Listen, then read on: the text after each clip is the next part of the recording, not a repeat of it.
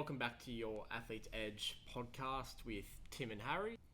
Probably, this week's topic, sort of the hamstring injury crisis that we're sort of seeing at the moment across all sports. Yep. I know you're a sort of big fan of Jason Weber, and he recently spoke about the hamstring crisis in the Premier League, so obviously over in Europe. He mentioned that hamstring injuries aren't just increasing, they're also keeping players out for longer.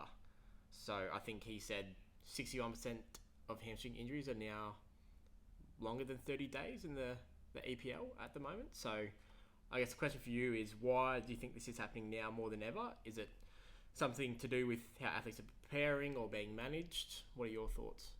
I think in terms of more time out, I don't think it's just more severe injuries. There's probably a bit more of a conservative approach. They're more aware of sort of the long-term implications. So there's probably a bit more, whether it's conservative management or better management, whatever you want to call it, there's probably, just that longer time point, they're ticking more boxes. In terms of sort of why though, I think obviously the demands of the sport are increasing.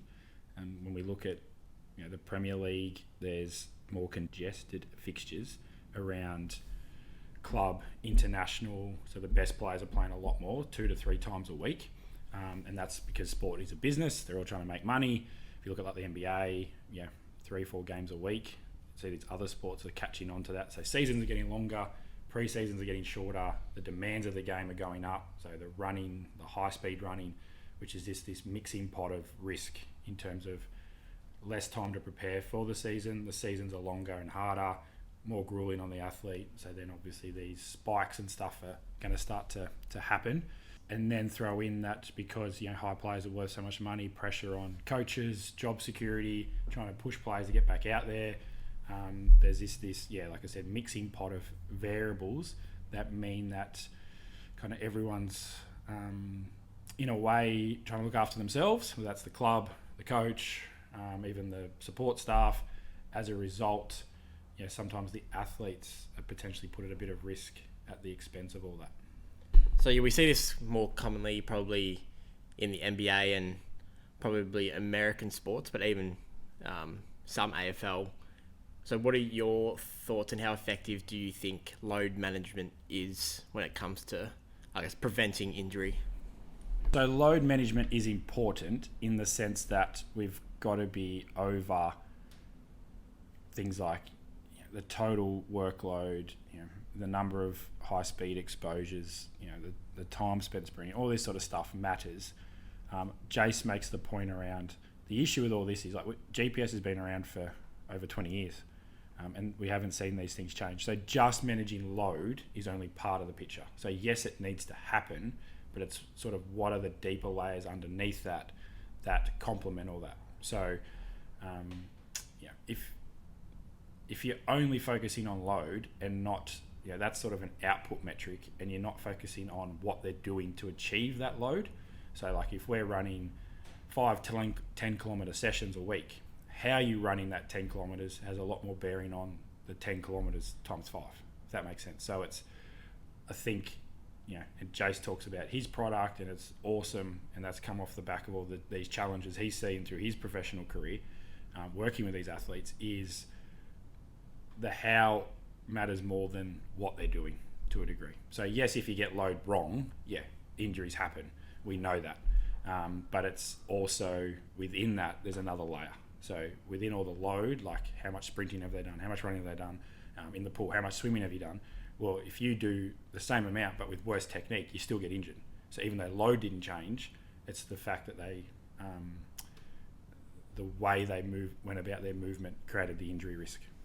What are some of the biggest misconceptions or common mistakes athletes make when it comes to hamstring rehab? I would say the biggest thing I see is the lack of sort of sprint high-speed running exposure.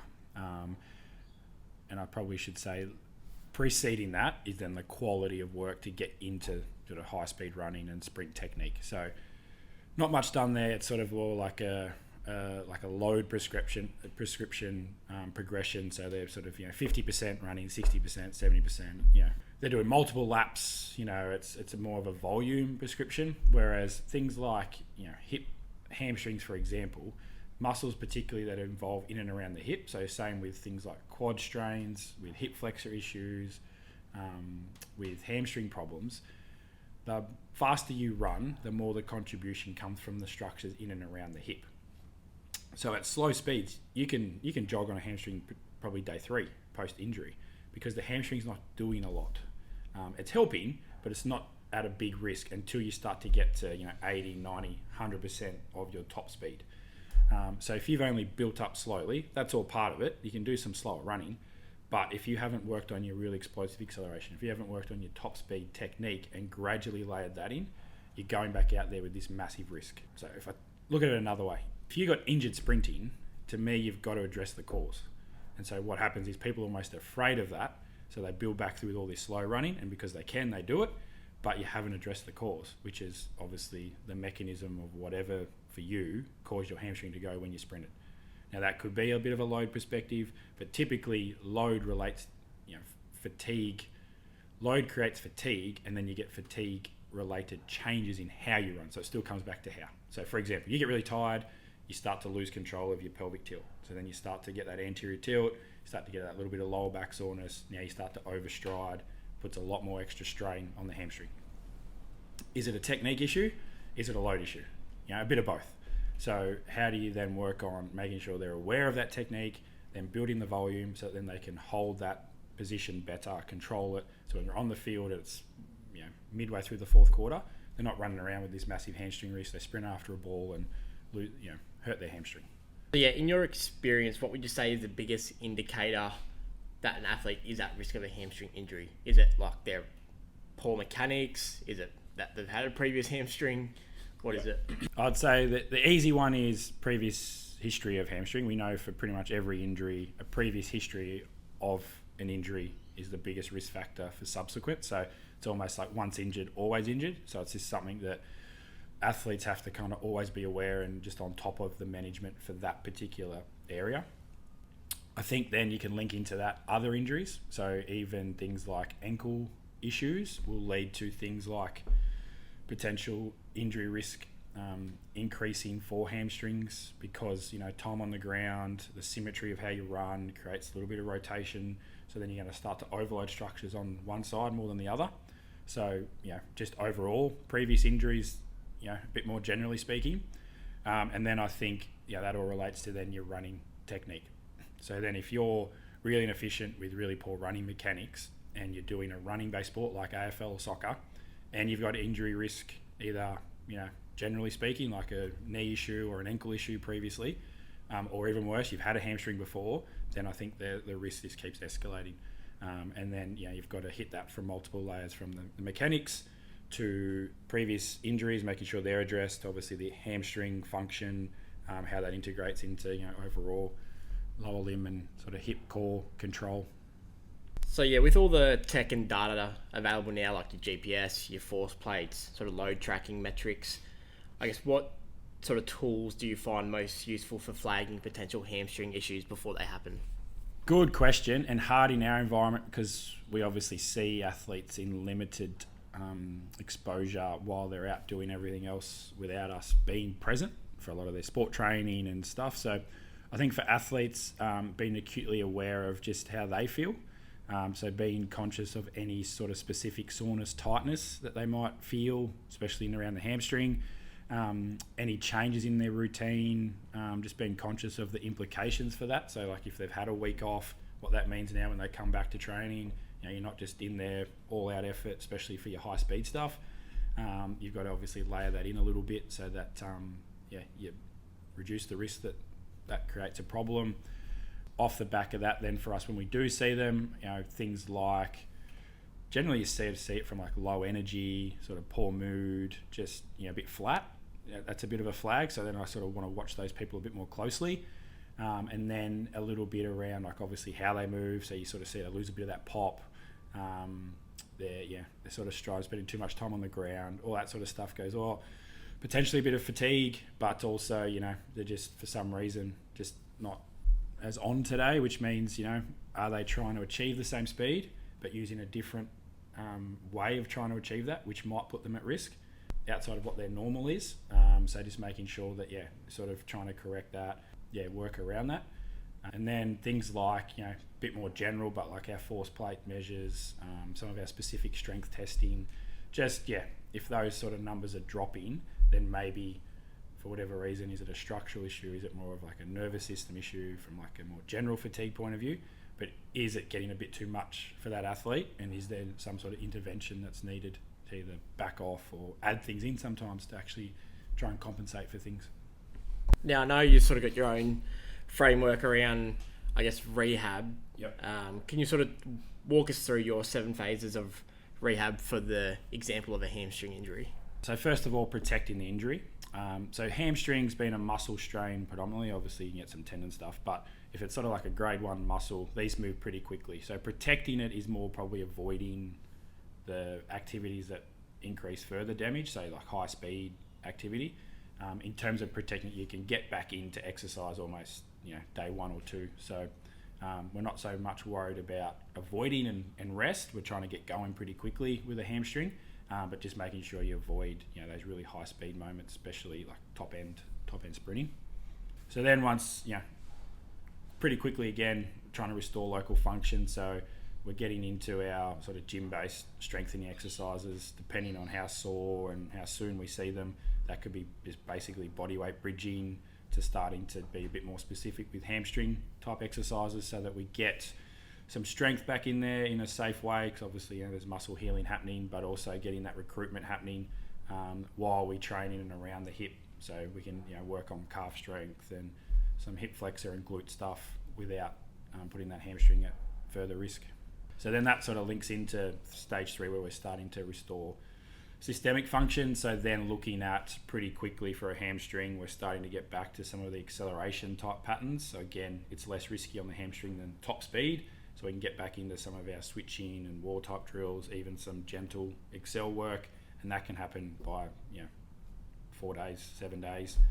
And some of our more like jumping and more complex movements in the gym, just sort of integrating again, sort of lower body, core, upper body patterning, so that we're trying not to guard the hamstring, but we're still trying to keep that strength and power at a good level for overall performance.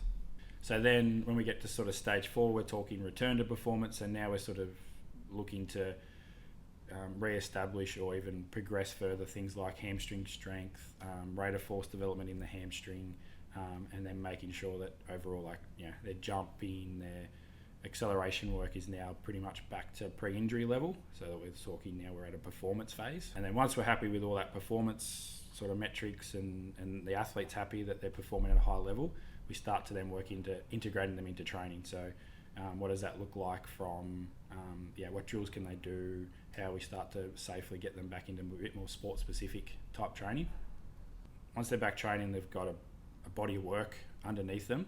Now we're looking at returning them to competition. So now it's like, how do we get them back playing? What does that look like? Making sure that we're ticking the boxes and it's safe to do so. And then what we're putting in place around that just to make sure that the level of performance we've got to, we maintain.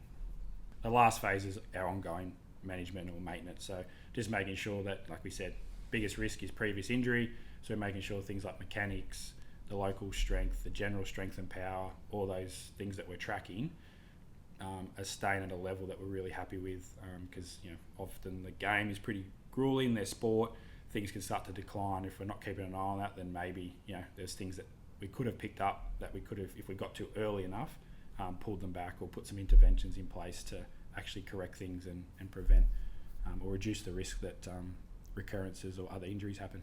And if we're to keep using that sort of hamstring example, when you're taking someone through those stages of rehab, what are you measuring to determine that they're, I guess, truly ready to return to play, and so they're not as susceptible to a reoccurring injury?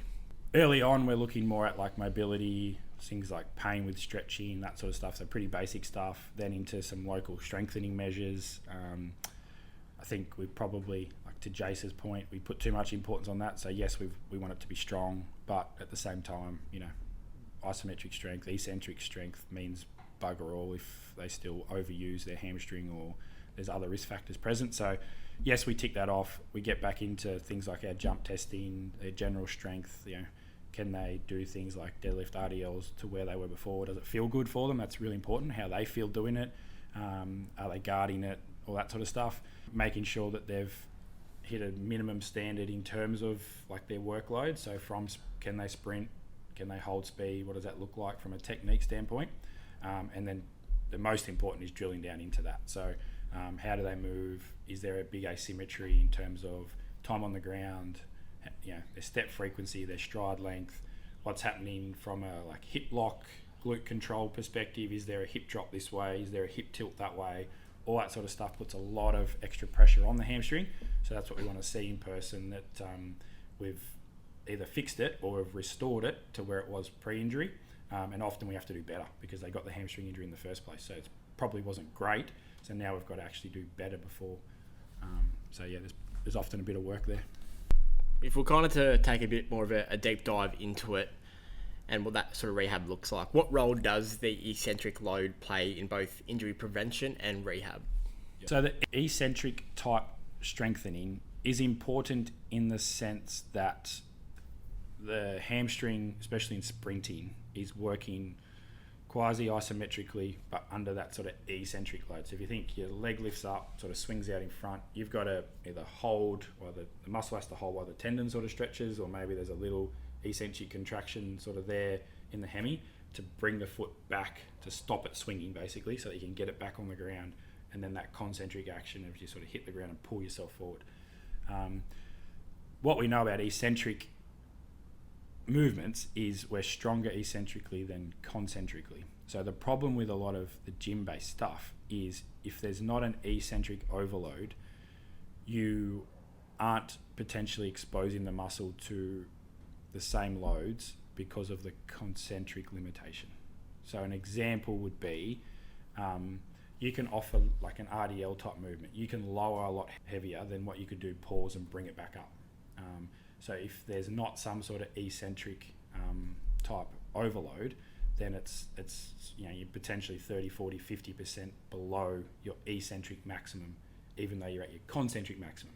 So another example is the Nordic. So if you lower yourself down, you can often control body weight. Not many people from there can pull themselves back up. Yeah, it's the same body weight, it's the same movement, it's just eccentric, concentric. So with Nordics are popular and have some efficiency to help hamstring injuries because you can really overload that part because you just fall and then you push yourself back up and do it again. So you're really overloading that part. But if you only said you have to use a band because you have to go down and up, that part would be too easy and that part probably is about right. Does that make sense? So you're trying to overload that eccentric strength. The problem of it is with all the Nord board and eccentric strength measures, we're still getting hamstring injuries. So it's only a small part of the puzzle. So that's the key. I think people, I've gone in the gym, I've done my hamstring work, physio or S&C coach, whatever's got it strong.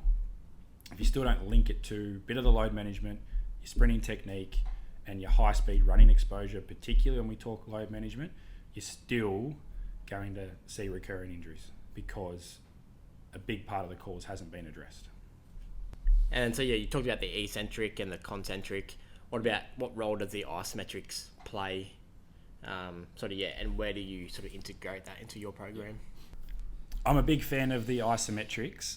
We integrate that really early, and like from a performance standpoint, and early in our rehab process. Credit that a lot of that type of training to Alex Natera and the run specific ISOs. I really like them because it's a great way to introduce load because you can start double leg or you can just limit the effort so that you're not maximally working in that isometric position. The issue with any movement is a skill component, whereas the isometrics, we can literally put people in position. So we can set them up in the right position, we can tell them tuck under, we can literally push their hips or pull their knee or pull their foot out. We can literally put them in the right position where we are mimicking where they may be at risk or where they're weak, so they can really train the position they need to. And the fact that we can coach the technique like live, like it's a lot easier to do that as opposed to say like an RDL where they might get it right for 80% and it's just that 20% where the hip tilts. They're trying to think of what the bar's doing, what their body's doing, where their feet, they're falling forward, all at the same time as you're cueing the hips. So there's just a lot more moving parts where things can go wrong, so it's a lot harder to execute. We've got to remember we're dealing with athletes that are getting a PhD in their sport. They're not always the best gym movers or lifters, That's sort of... So yeah, we just got to find ways to, how do we get load in, how do we progress it, how do we get the technique right, all that at once. And so the isometrics to me are a really good option where it ticks a lot of those boxes. And you sort of touched on it there in terms of the hip tilt. So how significant is the sort of frontal plane control of the pelvis when it comes to preventing hamstring injuries?